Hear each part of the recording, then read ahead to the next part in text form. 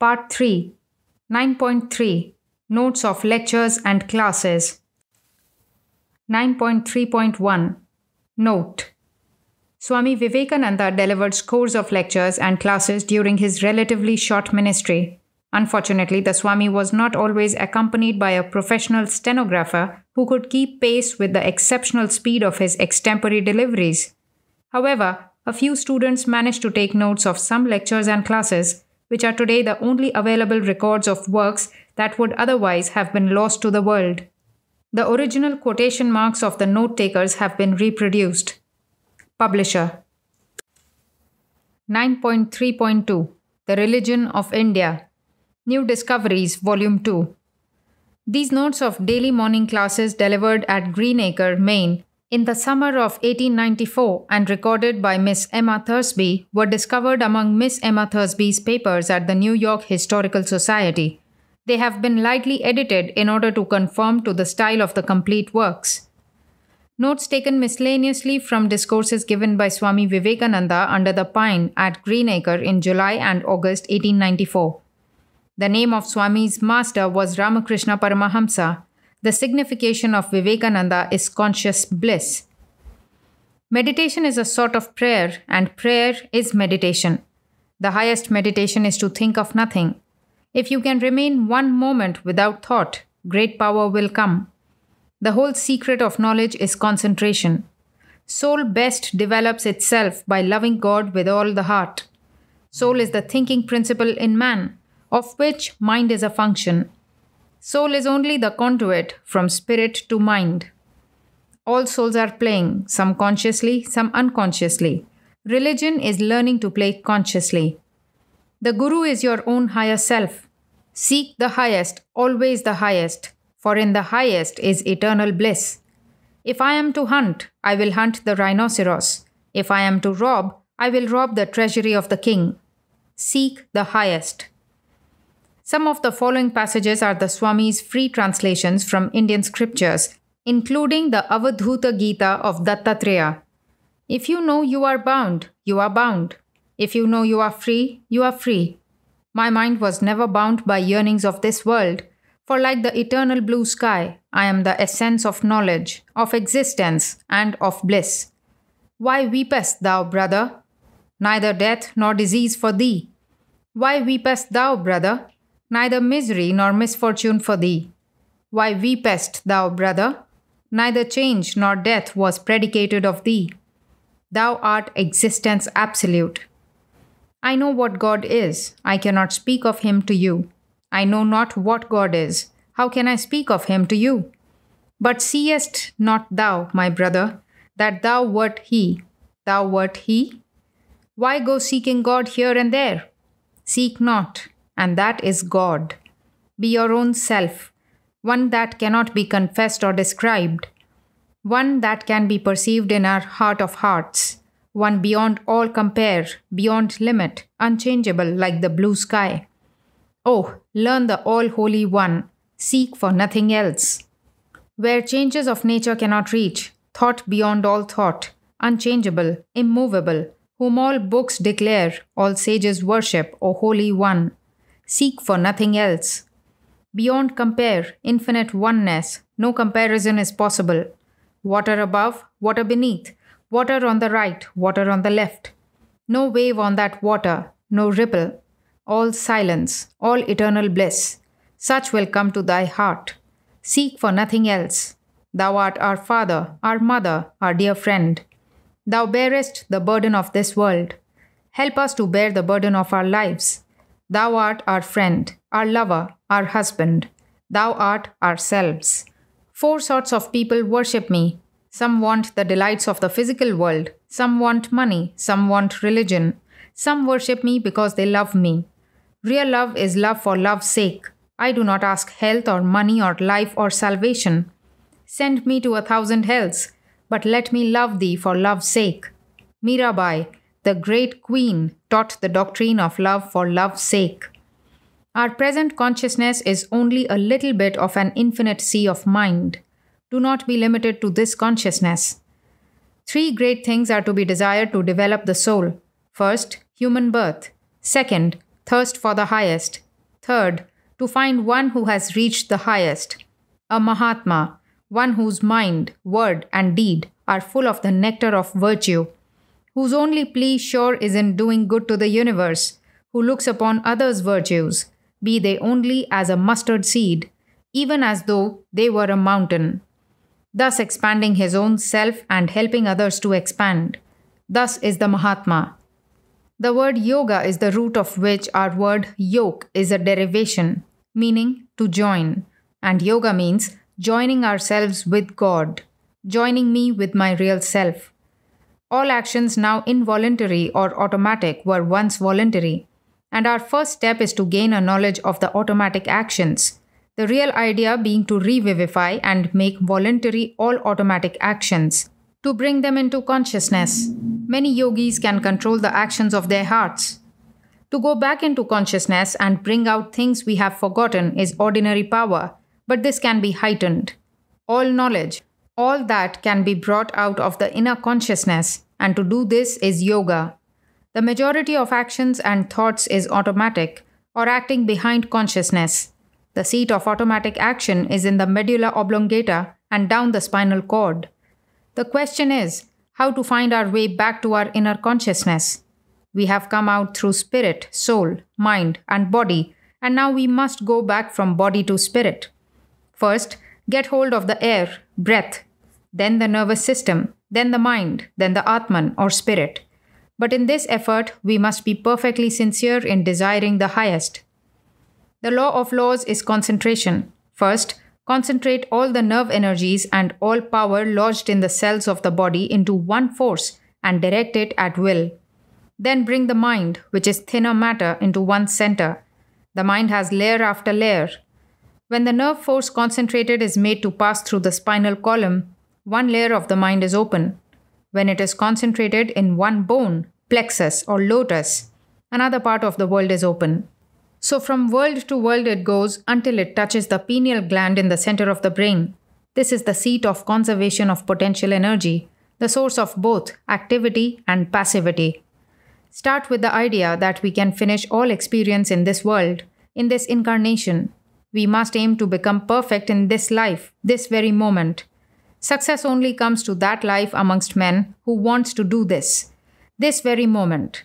It is acquired by him who says, "Faith, I wait upon faith, come what may." Therefore, go on knowing you are to finish this very moment. Struggle hard, and then if you do not succeed, you are not to blame. Let the world praise or blame you. Let all the wealth of the earth come to your feet, or let you be made the poorest on earth. Let death come this moment or hundreds of years hence. Swerve not from the path you have taken. All good thoughts are immortal and go to make Buddhas and Christs. Law is simply a means of your expression of various phenomena brought into your mind. Law is your method of grasping material phenomena and bringing them into unity. All law is finding unity in variety. The only method of knowledge is concentration on the physical, mental, and spiritual planes, and concentrating the powers of the mind to discover one in many is what is called knowledge. Everything that makes for unity is moral. Everything that makes for diversity is immoral. Know the one without a second, that is perfection. The one who manifests in all is the basis of the universe, and all religion, all knowledge must come to this point. The following are some of the disconnected notes taken by Miss Emma Thursby during the last of the Swami's Greenacre classes, delivered Sunday morning, August 12, 1894. I am existence absolute, Kundalini bliss absolute, circle mother. I am he, Shivoham. I am he, Shivoham. He is the learned man who sees that every man's property is nothing. Every woman his mother. Shanti, peace. We meditate on the glory of Hreem, Mother. Buddhistic prayer. I bow to all the saints on earth. I bow down to the founders of religion, to all holy men and women, prophets of religion who have been on earth. Hindu prayer. I meditate on the glory of the producer of this universe. May he enlighten our minds. 9.3.3 Christ's Message to the World. New Discoveries, Volume 5. From Mr. Frank Rodehamel's notes of a lecture delivered in San Francisco, California on March 11, 1900. Everything progresses in waves. The march of civilization, the progression of worlds is in waves. All human activities likewise progress in waves: art, literature, science, religion. Great waves succeed each other, and between these great waves is a quiet, a calm, a period of rest, a period of recuperation. All manifest life seems to require a period of sleep, of calm, in which to gain added strength, renewed vigor for the next manifestation or awakening to activity. Thus is the march of all progress, of all manifest life, in waves, successive waves of activity and repose. Waves succeed each other in an endless chain of progression. Religion, like everything else, progresses in waves, and at the summit of each great wave stands an illumined soul, a mighty spiritual leader and teacher of men. Such a one was Jesus of Nazareth. 9.3.4 Muhammad's Message to the World. New Discoveries, Volume 5. Excerpts of Ida Ansell's first transcript of Swami Vivekananda's San Francisco lecture delivered Sunday, March 25, 1900. Muhammad. After stating that he would take Muhammad and bring out the particular work of the great Arabian prophet, Swami Vivekananda continued his lecture. Each great messenger not only creates a new order of things, but is himself the creation of a certain order of things. There is no such thing as an independent, active cause. All causes are cause and effect in turn. Father is father and son in turn. Mother is mother and daughter in turn. It is necessary to understand the surroundings and circumstances into which they, the great messengers, come. This is the peculiarity of civilization. One wave of a race will go from its birthplace to a distant land and make a wonderful civilization. The rest will be left in barbarism. The Hindus came into India and the tribes of Central Asia were left in barbarism. Others came to Asia Minor and Europe. Then you remember the coming out of Egypt of the Israelites. Their home was the Arabian desert. Out of that springs a new work. All civilizations grow that way. A certain race becomes civilized. Then comes a nomad race. Nomads are always ready to fight. They come and conquer a race. They bring better blood, stronger physiques. They take up the mind of the conquered race and add that to their body and push civilization still further. One race becomes cultured and civilized until the body is worn out. Then, like a whirlwind, comes a race strong in the physical, and they take up the arts and the sciences and the mind and push civilization further. This must be, otherwise the world would not be. The moment a great man rises, they build a beautiful mythology around him. Science and truth is all the religion that exists. Truth is more beautiful than any mythology in the world. The old Greeks had disappeared already. The whole nation lay under the feet of the Romans who were learning their science and art. The Roman was a barbarian, a conquering man. He had no eye for poetry or art. He knew how to rule and how to get everything centralized into that system of Rome and to enjoy that. That was sweet. And that Roman Empire is gone, destroyed by all sorts of difficulties, luxury, a new foreign religion and all that. Christianity had been already 600 years in the Roman Empire. Whenever a new religion tries to force itself upon another race, it succeeds if the race is uncultured.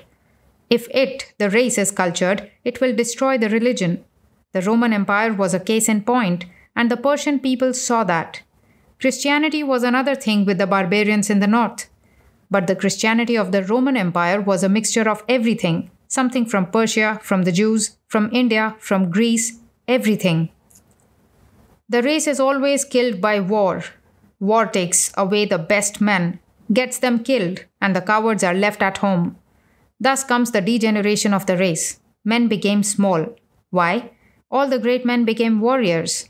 That is how war kills races, takes their best into the battlefields. Then the monasteries. They all went to the desert, to the caves for meditation. The monasteries gradually became the centers of wealth and luxury. The Anglo-Saxon race would not be Anglo-Saxon but for these monasteries. Every weak man was worse than a slave. In that state of chaos, these monasteries were centers of light and protection. Where cultures differ very much, they do not quarrel. All these warring, jarring elements were originally all one. In the midst of all this chaos was born the prophet. This concluded the first part of the Swami's lecture, Vaid Muhammad, Complete Works, Volume 1, for the remainder of the lecture. 9.3.5 Class Lessons in Meditation by Swami Vivekananda, New Discoveries, Volume 6. Mr. Frank Rodehamel's notes of a class delivered in San Francisco, California on Monday, March 26, 1900. The first point is the position. Sit with the spine perfectly free, with the weight resting on the hips. The next step is breathing. Breathe in the left nostril and out of the right. Fill the lungs full and eject all the breath. Clear the lungs of all impure air. Breathe full and deep. The next thing is to think of the body as luminous, filled with light. The next thing is to concentrate on the base of the spine, not from the outside, but look down the spinal column inside to the base of the spine. 9.3.6 The Gita, New Discoveries, Volume 6. Mr. Frank Rodehamel's notes of a Bhagavad Gita class delivered Thursday, May 24, 1900, in San Francisco, California. The Gita is the gist of the Vedas. It is not our Bible. The Upanishads are our Bible. The Gita, is the gist of the Upanishads and harmonizes the many contradictory parts of the Upanishads. The Vedas are divided into two portions, the work portion and the knowledge portion. The work portion contains ceremonials, rules as to eating, living, doing charitable work, etc. The knowledge came afterwards and was enunciated by kings. The work portion was exclusively in the hands of the priests and pertained entirely to the sense life. It taught to do good works that one might go to heaven and enjoy eternal happiness. Anything, in fact, that one might want could be provided for him by the work or ceremonials. It provided for all classes of people, good and bad. Nothing could be obtained through the ceremonials except by the intercession of the priests. So if one wanted anything, even if it was to have an enemy killed, all he had to do was to pay the priest, and the priest, through these ceremonials, would procure the desired results. It was therefore in the interests of the priests that the ceremonial portion of the Vedas should be preserved. By it they had their living. They consequently did all in their power to preserve that portion intact. Many of these ceremonials were very complicated, and it took years to perform some of them. The knowledge portion came afterwards and was promulgated exclusively by kings. It was called the knowledge of kings. The great kings had no use for the work portion with all its frauds and superstitions and did all in their power to destroy it. This knowledge consisted of a knowledge of God, the soul, the universe, etc. These kings had no use for the ceremonials of the priests, their magical works, etc. They pronounced it all humbug, and when the priests came to them for gifts, they questioned the priests about God, the soul, etc. And as the priests could not answer such questions, they were sent away. The priests went back to their fathers to inquire about the things the kings asked them, but could learn nothing from them, so they came back again to the kings and became their disciples. Very little of the ceremonials are followed today. They have been mostly done away with, and only a few of the more simple ones are followed today. Then in the Upanishads there is the doctrine of karma. Karma is the law of causation applied to conduct. According to this doctrine, we must work forever, and the only way to get rid of pain is to do good works and thus to enjoy the good effects. And after living a life of good works, die and go to heaven and live forever in happiness. Even in heaven, we could not be free from karma, only it would be good karma, not bad. The philosophical portion denounces all work, however good, and all pleasure as loving and kissing wife, husband, or children as useless. According to this doctrine, all good works and pleasures are nothing but foolishness and in their very nature impermanent. All this must come to an end sometime, so end it now. It is vain. So says the philosophical portion of the Upanishads. It claims all the pain in the world is caused by ignorance, therefore the cure is knowledge. This idea of one being held down fast by past karma or work is all nonsense. No matter how dense one may be, or how bad, one ray of light will dissipate it all.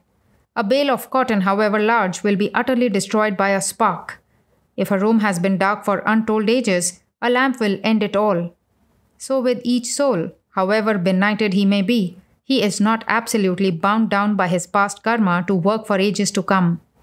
One ray of divine light will free him, reveal to him his true nature. Well, the Gita harmonizes all these conflicting doctrines. As to Krishna, whether or not he ever lived, I do not know.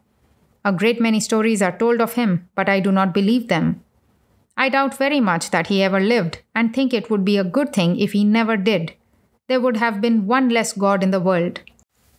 9.3.7 The Gita, Part 1 New Discoveries, Volume 7 Mr. Frank Rodehamel's notes of a Bhagavad Gita lecture delivered Saturday, May 26, 1900 in San Francisco, California. The Gita is to the Hindus what the New Testament is to the Christians. It is about 5,000 years old, and the day of religious celebrations with the Hindus is the anniversary of the Battle of Kurukshetra about 5,000 years ago. As I said, the Vedas are divided into two great divisions, the philosophical and the Karmakanda or work portion. Between the kings who promulgated the philosophic portion and the priests, a great conflict arose. The priests had the people on their side because they had all the utility which appealed to the popular mind. The kings had all the spirituality and none of the economic element, but as they were powerful and the rulers of the nation, the struggle was a hard and bitter one.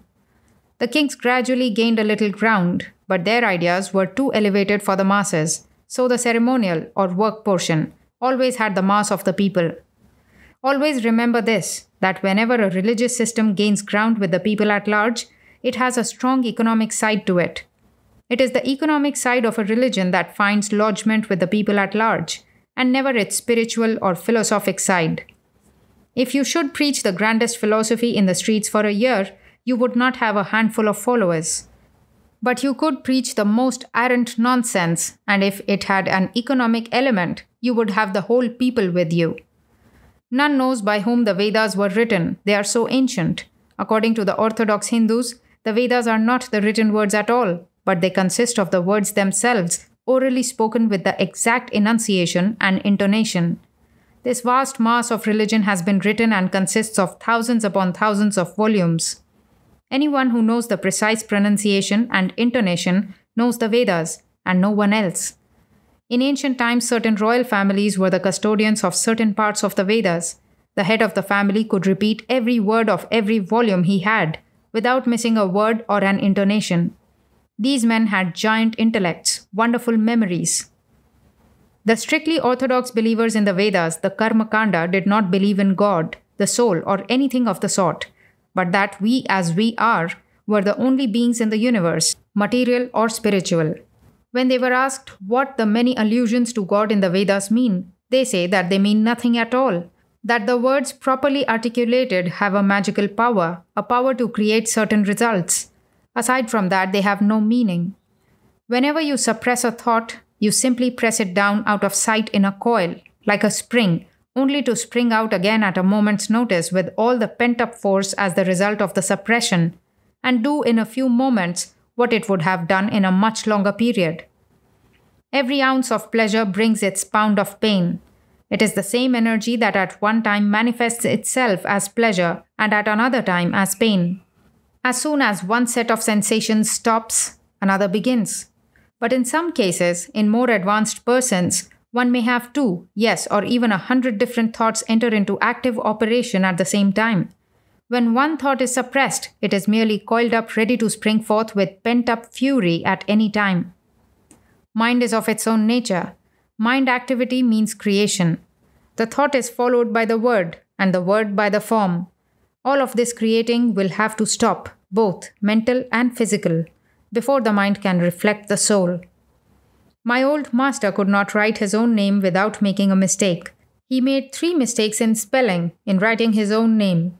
Yet, that is the kind of man at whose feet I sat. You will break the law of nature but once, and it will be the last time. Nature will then be nothing to you. 9.3.8 The Gita, Part 3 New Discoveries, Volume 6 Mr. Frank Rodehamel's notes of the Bhagavad Gita lecture delivered Tuesday, May 29, 1900 in San Francisco, California. 1. If you know everything, disturb not the childlike faith of the innocent. 2. Religion is the realization of spirit as spirit, not spirit as matter. 3. You are spirit. Realize yourselves as spirit. Do it any way you can. 4. Religion is a growth. Each one must experience it himself. 5. Everyone thinks my method is the best. That is so, but it is the best for you. 6.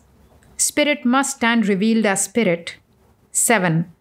There never was a time when spirit could be identified with matter. 8. What is real in nature is the spirit. 9. Action is in nature. 10. In the beginning there was that existence. He looked and everything was created. 11. Everyone works according to his own nature. 12. You are not bound by law. That is in your nature. The mind is in nature and is bound by law. 13. If you want to be religious, keep out of religious arguments. 14. Governments, societies, etc. are evils. All societies are based on bad generalizations. A law is that which cannot be broken. 15. Better never love, if that love makes us hate others. 16. The sign of death is weakness. The sign of life is strength. The following numbered paragraphs are correlated with the preceding numbered sentences. 4. The Christian believes that Jesus Christ died to save him. With you it is belief in a doctrine, and this belief constitutes your salvation. With us, doctrine has nothing whatever to do with salvation.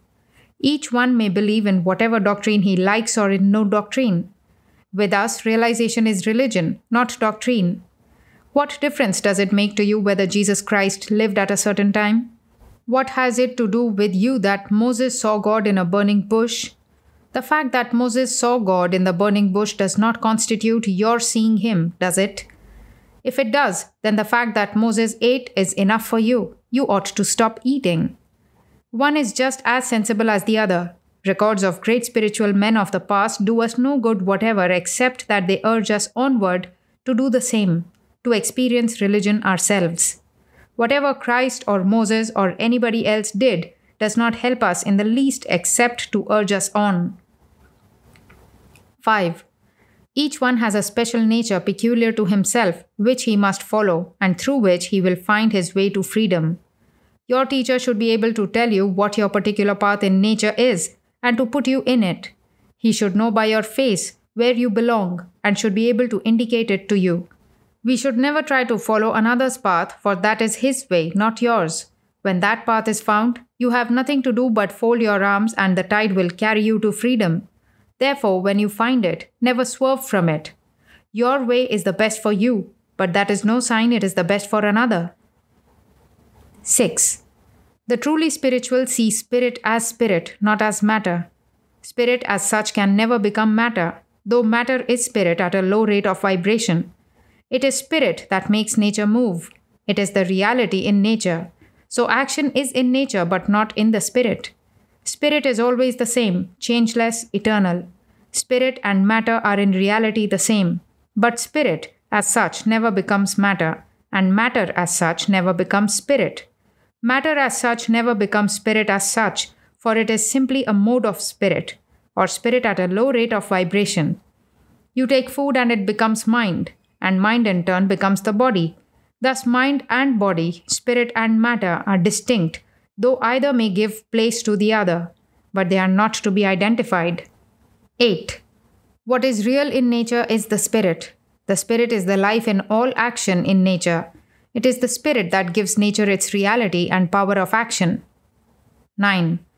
Action is in nature. The spirit never acts. Why should it? It merely is, and that is sufficient. It is pure existence absolute and has no need of action. 12. All nature is bound by law, the law of its own action, and this law can never be broken. If you could break a law of nature, all nature would come to an end in an instant. There would be no more nature. He who attains freedom breaks the law of nature, and for him nature fades away and has no more power over him. Each one will break the law but once and forever, and that will end his trouble with nature. You are not bound by law. That is in your nature. The mind is in nature and is bound by law. 14. The moment you form yourselves into an organization, you begin to hate everybody outside of that organization. When you join an organization, you are putting bonds upon yourself. You are limiting your own freedom. Why should you form yourselves into an order having rules and regulations, thus limiting everyone as to his independent action? If one breaks a law of an order or society, he is hated by the rest. What right has anyone to lay down rules and laws governing others? Such laws are not laws at all. If it were a law, it could not be broken. The fact that these so-called laws are broken shows clearly they are not laws. 9.3.9 Gita Class New Discoveries Volume 6 Sister Nivedita's Notes of a New York Bhagavad Gita Class recorded in a June 16, 1900 letter to Miss Josephine MacLeod. This morning the lesson on the Gita was grand. It began with a long talk on the fact that the highest ideals are not for all. Non-resistance is not for the man who thinks the replacing of the maggot in the wound by the leprous saint with "eat, brother" disgusting and horrible. Non-resistance is practiced by a mother's love towards an angry child. It is a travesty in the mouth of a coward or in the face of a lion. Let us be true. 9/10 of our life's energy is spent in trying to make people think us that which we are not. That energy would be more rightly spent in becoming that which we would like to be. And so it went, beginning with the salutation to an incarnation. Salutation to thee, the Guru of the universe, whose footstool is worshipped by the gods, thou one unbroken soul, physician of the world's diseases, Guru of even the gods. To thee our salutation. Thee we salute, thee we salute, thee we salute. In the Indian tones, by Swami himself. There was an implication throughout the talk that Christ and Buddha were inferior to Krishna in the grasp of problems, inasmuch as they preached the highest ethics as a world path, whereas Krishna saw the right of the whole, in all its parts, to its own differing ideals. 9.3.10 Remarks from Various Lectures New Discoveries, Volume 6 Mr. Frank Rodehamel's random lecture notes, most of which seem to pertain to Chapter 2 of the Bhagavad Gita. Spirituality can never be attained until materiality is gone. The first discourse in the Gita can be taken allegorically. The Vedas only teach of things in nature, only teach of nature. We are always letting sentiment usurp the place of duty and flattering ourselves that we are acting in response to true love. We must get beyond emotionalism if we would be able to renounce. Emotion belongs to the animals. They are creatures of emotion entirely. It is not sacrifice of a high order to die for one's young. The animals do that, and just as readily as any human mother ever did. It is no sign of real love to do that, merely blind emotion. We are forever trying to make our weakness look like strength, our sentiment like love, our cowardice like courage, etc. Say to your soul in regard to vanities, weaknesses, etc., this does not befit thee. This does not befit thee.